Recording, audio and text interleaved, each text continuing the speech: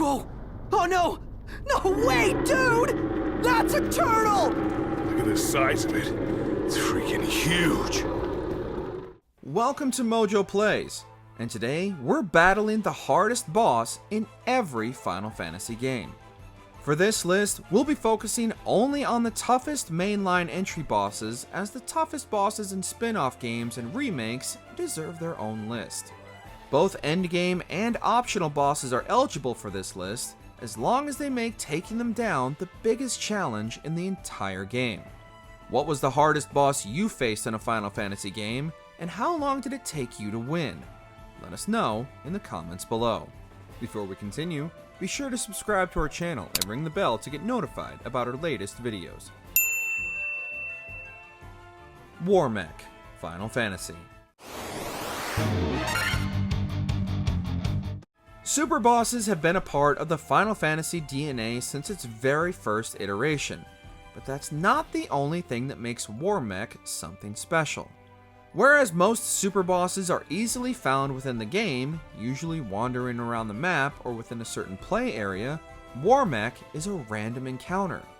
And not only that, players only have a 3 in 64 chance of encountering this enemy in the first place, meaning you could go your entire playthrough multiple times and never get the beatdown this mech has waiting for you. Warmech even gets a preemptive strike, allowing him to devastate your party before the fight even begins. Magic attacks are all but useless, but can still deal damage in a pinch, but keeping your physical and melee attackers alive is one of the best strategies for achieving victory.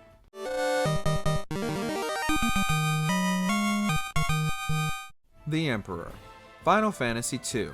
Final Fantasy II might be one of the weaker entries in the franchise, and unfortunately its boss options don't do much to challenge that fact either. One of the only true challenges players encounter is the numerous encounters with the Emperor. While he's not particularly tough, the entourage he keeps in tow means dealing direct damage to him is impossible as long as they stand in the way. One of the worst things about the Emperor is his constant use of elixirs, which will undo most any damage or status effects the players have thrown at him up to this point, meaning taking him and his large health bar down as quickly as possible will ease a lot of the frustration as the battle rages on. Cloud of Darkness, Final Fantasy III. Going into boss battles fully prepared is a staple of the Final Fantasy franchise, but few of these methods involve tactics beyond grinding to level up characters and spells. However, in Final Fantasy III, should the player not have released all the Warriors of the Dark prior to entering the final boss fight, the Cloud of Darkness's defense will be unmatched and the battle nearly unwinnable. Even with this in mind, the fight is no cakewalk. If your party isn't equipped with the right jobs, you're in for an uphill fight as each class's strengths play a major role in this battle. Besides the main body, the Cloud of Darkness has 2 tentacles that can only be damaged with magic or physical attacks respectively, and should absolutely be the priority targets upon entering the battle, unless you're looking to challenge yourself even further. Zeromus, Final Fantasy IV.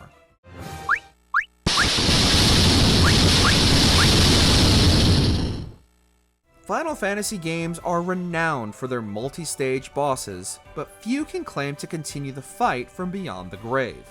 After defeating Zemus, Zeromus crawls out of the corpse and continues the fight as the embodiment of Zemus' hate. Initially invincible for story reasons, Zeromus can only be harmed after Cecil uses the crystal on the apparition, but even after this story beat, Zeromus won't go down without a fight. It's best to prep buff your party for the upcoming fight during Zeromus' invulnerability, since you won't be doing any damage anyways. Zeromus can quickly eliminate party members with his Big Bang attack, but if the party attacks during his build-up to Big Bang, the attack will be nerfed slightly, because every little bit helps. Buffing your party with Berserk will grant them extra attacks, giving Zeromus less time to counterattack.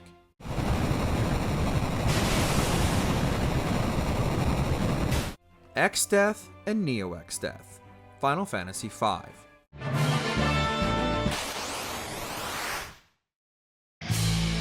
Notable for nearly ending the world, that honor is reserved for another later on, Exdeath is the puppet master manipulating events behind the scenes throughout the events of Final Fantasy V.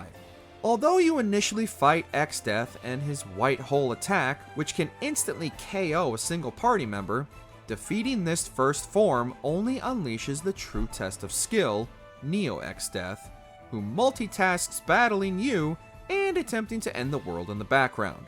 Neo Exdeath is a being of multiple parts from the front all the way to the back. Focusing on one section at a time, particularly the middle due to its ridiculously powerful attacks, is the best strategy for maintaining a constant barrage of attacks against overwhelming odds. Once again, equipping the right classes can make a huge difference, otherwise you're going to be attempting to strong-arm your way to victory.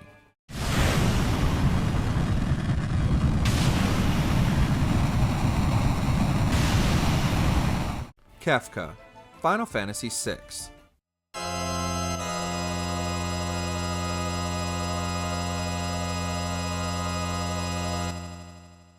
The only villain in the series to date that has actually succeeded in his goals, Kefka is also one of the few villains the player encounters in the series who isn't being manipulated by someone behind the curtain.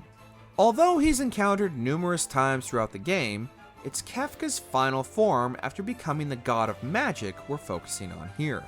With incredibly powerful attacks that can reduce the party's HP to 1, as well as inflict numerous status effects, the final battle with Kefka is not to be taken lightly.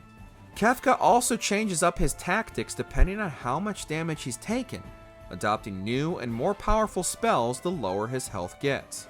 Countering Kefka's attacks with an all-out assault using the party's most powerful spells and attacks is the best strategy to brute force your way through, and you'll have the last laugh against this clown.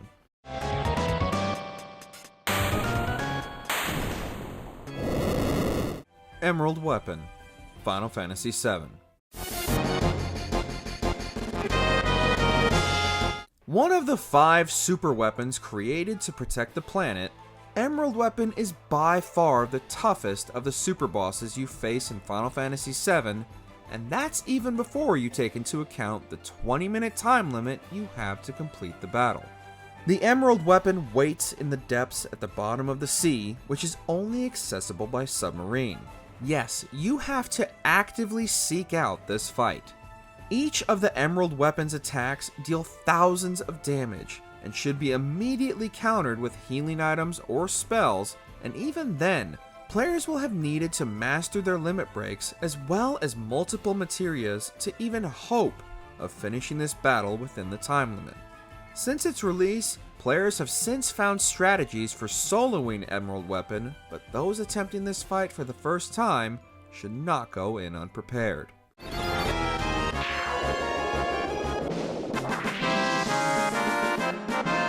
Omega Weapon, Final Fantasy VIII.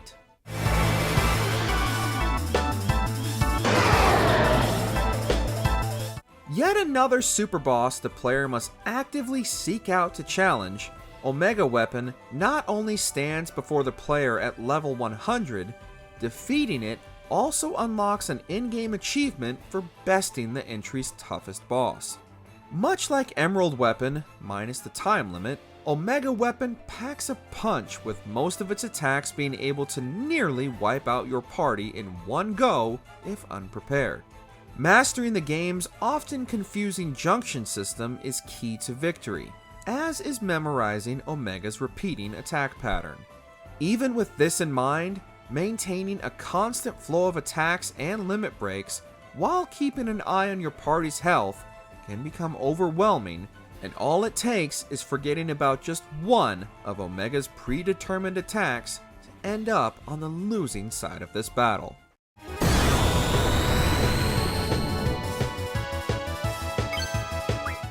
Ozma, Final Fantasy IX.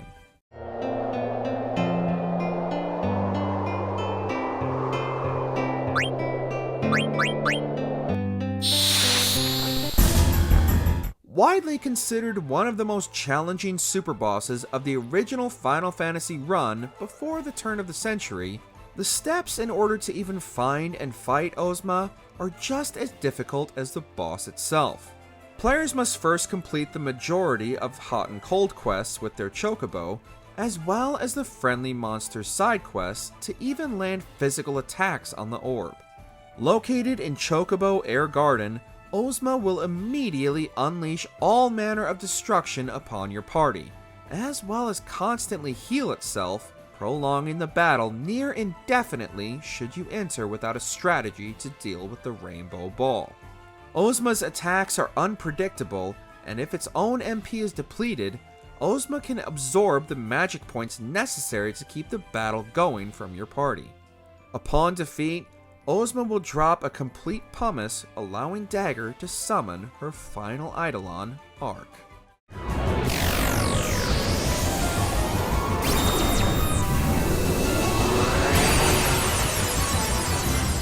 Penance, Final Fantasy X.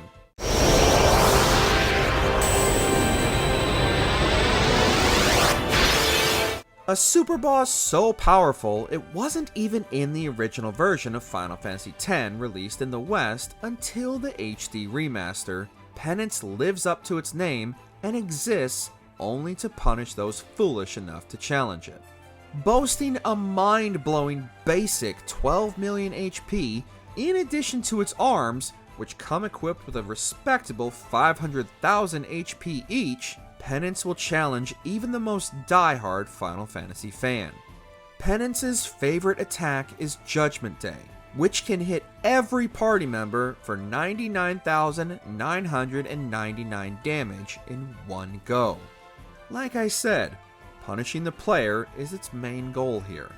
The arms can deal physical damage as well as nullify any positive status effects the party has equipped, and in its final form, that's right, Penance is a multi-stage fight, it is virtually indestructible if the player doesn't bring the party's celestial weapons into this fight.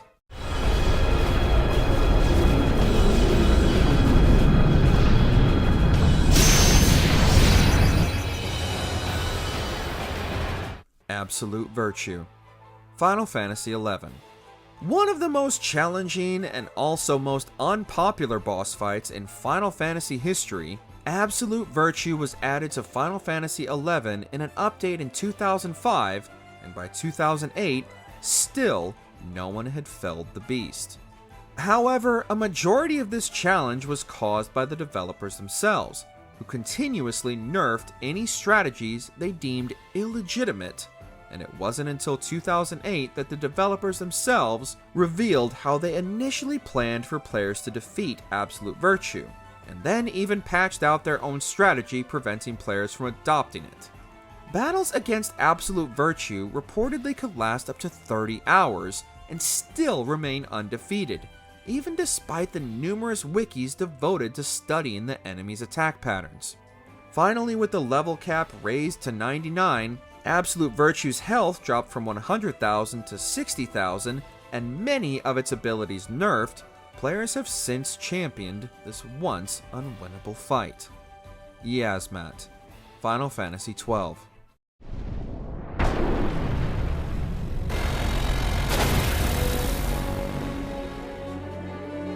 Seemingly not content with challenging online players of the franchise with near unwinnable boss battles, Final Fantasy XII introduced players to Yasmat, and its 50 million hit points that forced players into a battle that can take even high-level players upwards of an hour or more to complete.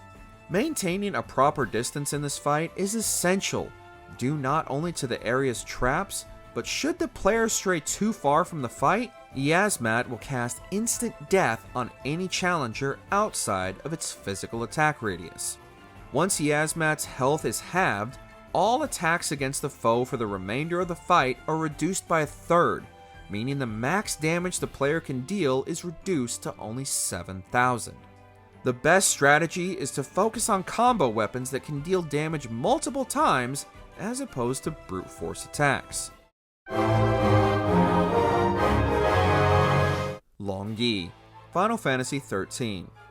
Super boss Long Yi stands before the player with 16 million hit points and an additional 1 million hit points in each of its front legs. Yeah, it's going to be another one of those kinds of fights. Resistant to both physical and magical attacks, Long Gi will also cast Doom on the party if the battle lasts longer than 20 minutes, as if things weren't stressful enough already. Spamming Eidolon summons can speed the battle along, as well as negate some of the damage Long Gi's magic attacks deal to the party. Once the party manages to stagger Long Gi and cause it to collapse, Long Gi still won't go down without a fight, dealing earth damage to anyone that happens to be standing too close. The Unending Coil of Bahamut. Final Fantasy XIV: A Realm Reborn. Checking back in on the online side of things, just the name the Unending Coil of Bahamut is enough to give even the uninitiated an idea of what type of battle they're in for. One of the first ultimate raids in Final Fantasy XIV, the Unending Coil of Bahamut is a challenge for those seeking something even more punishing than the extreme and severe difficulties. In a gauntlet series of battles that features Twintania, Naul Dus Darnus, as well as Bahamut Prime in rapid succession.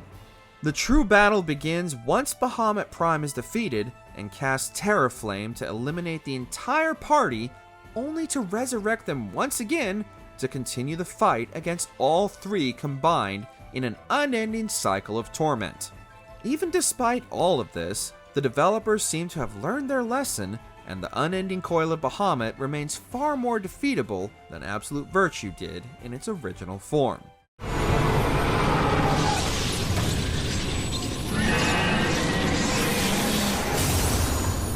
Adamantoise. Final Fantasy XV. Dude, you can't be serious! Oh crap, you are! That's not a beast. That's a mountain.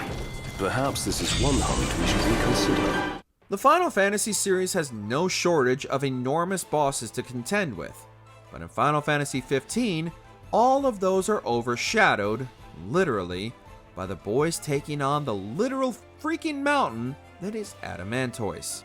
Adamantoise has appeared in Final Fantasy games before, but it's only in 15 where you get a true sense of the scale and imposing nature of the beast.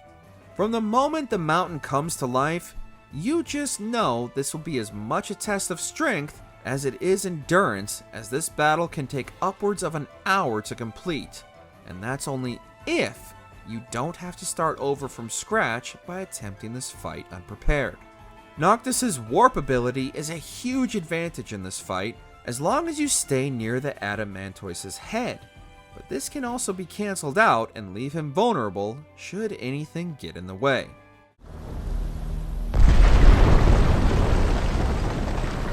That took everything we had. You should be proud you gave it your all. I've got nothing left. Did you enjoy this video? Check out these other clips from MojoPlays, and be sure to subscribe and ring the bell to be notified about our latest videos.